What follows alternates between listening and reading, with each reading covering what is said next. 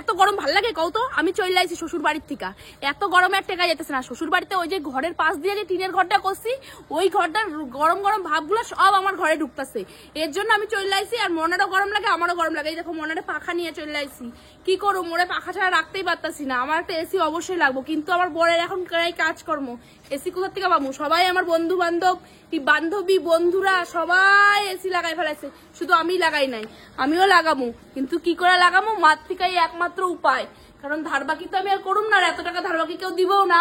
মাই উপায় আছে, মাই আমার সাহায্য করতে পারে, কারণ মার কাছে সবসময় টাকা থাকে।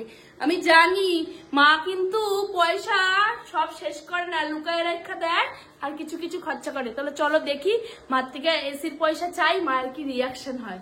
চলো চলো চলো। ও মা, তুমি কি আমার কিছু কথা শুনছো? কি আমি কইতাছি, ওই যে তুমি ওই যে আমার বন্ধু বান্ধবী সবাই তোমার দেখতেছে, তুমি আমার একটা এসি কিনার পয়সা দাও। তাই এখন হুট করে এখন আইসা আমার একটা এসি কিনার পয়সা দাও? আগে না পরে না, কোনো কথাবার্তা নাই। আমি এখন এসির পয়সা কোনা না পাবো? আমি কিছু জানি না, আমার একটা এসি কেনার পয়সা দাও। আমি ওই বাড়িতে তাহলে সংসারও করবো না, থাকবো না। তোর যদি এসি লাগে তুই আমার ঘরে থাক, আমার ঘর এসির মতন ঠান্ডা আছে। আমরা এসিতে আমরা থাকি না। তোমার বাড়ি আমি থাকলে পাড়ায় সবাই কয় কি, ওই যে মনে হয় ওর বর থাকে না, ও সারাদিন একটা মেয়ের বিয়ে হয়েছে বাপের বাড়িতে। কে কি কইলো আমার দেখার দরকার নাই। যখন দুইটা মাইয়া আইনা ঘরে রাখছিলাম, একসঙ্গে কাজ করছি, আমার যে কত কষ্ট করে করছি, তখন কি কেউ দেখছে নাকি? এখন লোকের কথা শুনে আমার কোনো লাভ নাই। কাতে সুবিধা ভালো, নাতি ভালো থাকবো, মেয়ে ভালো থাকবো, আমি সেইটাই দেখুন। তাহলে তুমি যখন ভালো থাকবো চাও, তাহলে আমরা এই গরমে থাকতে পারতেছি না। তোমার নাতি আর আমার জন্য অবশ্যই এসি লাগাইতে হবে। তুই যে এখন এসির কথা কস, আমি এখন পয়সা কোথায় পাবো? তবু অনুষ্ঠানগুলি গেল, ওরে বাজু দিলাম, ওরে চেন দিলাম। আমি এত তোর বাবুরে নিয়ে কত জায়গায় গেলাম, নিজের একটা যাইতে হয়, দেখাইতে হয়।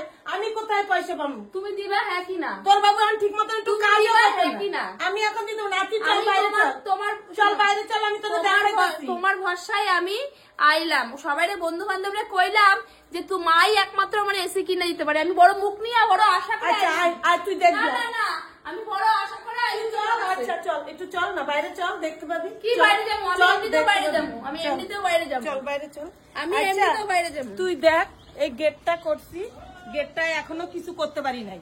ঘরটা রডগুলি দাঁড়ায় আছে, রডগুলি এখনো ঢাকতে পারি নাই পয়সার শর্টের জন্য। তুই এখন একটা এসির দাম মেলা টাকা, অনেক টাকা। আমি এখন কোথায় পাবো তোর এসি দিতে? তুই কর।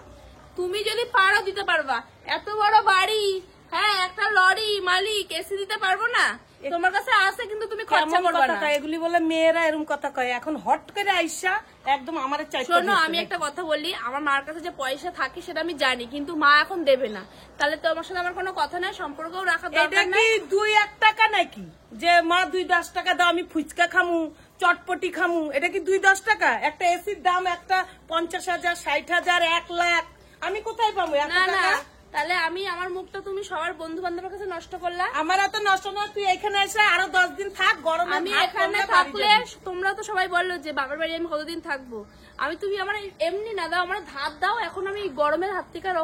আচ্ছা তাহলে তোর বাবু আসুক, আমি কথা কই, যদি ধার বাকিতে হয় তাহলে চেষ্টা না করব। বাবু না, বাবুর থেকে তুমি যেটা করবে সেটাই ঠিক হয়। না বাবু আসুক, তুই